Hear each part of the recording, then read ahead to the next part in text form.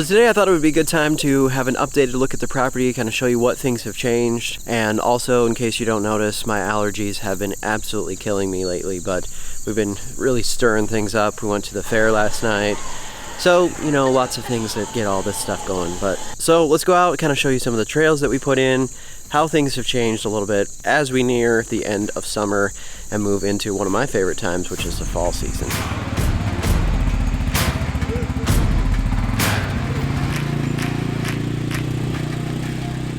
So today we'll just start from the beginning. So down on this front section near the drive, that's where we have our shipping container. So if you haven't seen that video, you can check that out about kind of why we got the shipping container and just put it down in that section right now. So down by the shipping container, we'll be planting some different things. For sure, some wildflowers, maybe some sunflowers down there next season. There also will be some sort of cover crop or something going in down there to kind of help keep the weeds down and maintain everything so that it's not going to look so bad going into next season and we don't have to continually try to mow all that section. Back behind me is where I'll be working on more of my research for all the turf plots that I'm going to do. It's going to start small. Obviously, I don't need 2 acres full of that right now. So I haven't decided if I'm going to do any other cover crop in this section or if I'm just going to try to plant turf here, have a larger section of something like tall fescue that I can kind of have a slightly minimal maintenance on. So then when we get up towards the gate, that's where I'll be doing some of the turf plots, starting testing hopefully yet this fall, and then just really having fun with that stuff over time.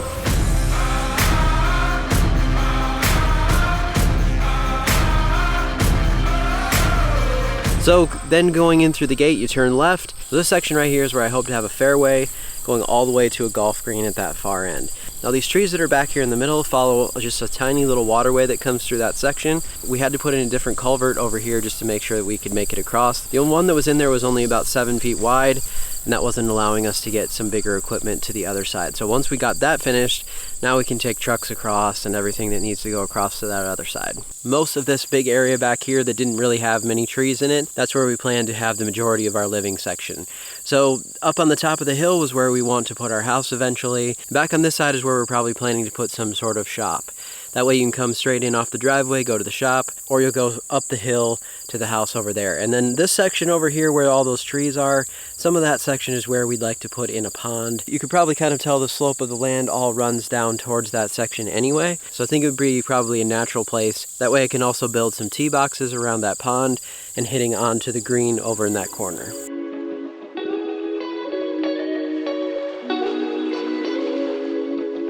So now going up the hill, I stopped to show you kind of the view of where the house would be.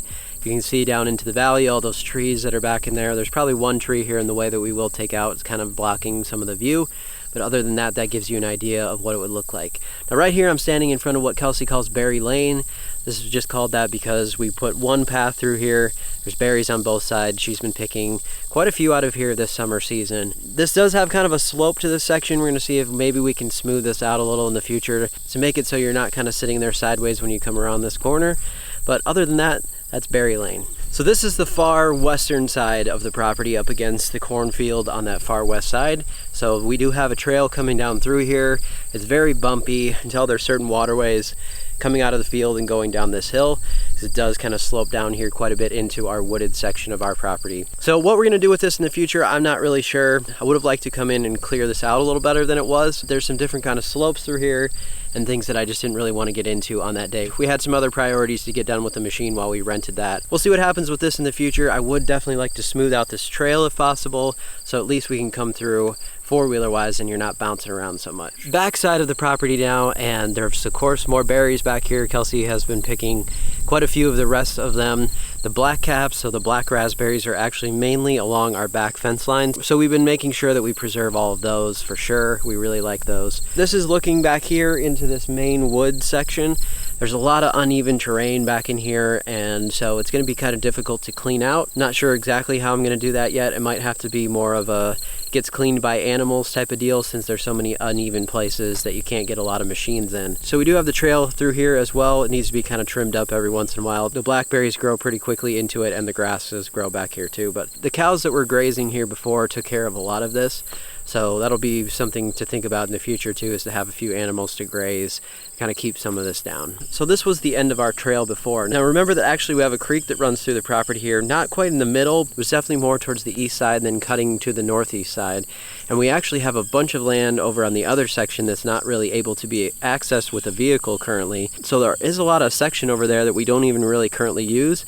And the section that we do currently use feels like a lot of space already. So it's going to be interesting to see what we do with that other side. We have walked it before, and there are some really nice areas over there, some pretty flat areas where we'd like to have kind of a little picnic section or something like that. So a lot of things yet to explore. But back here, this right here is a big section of berries.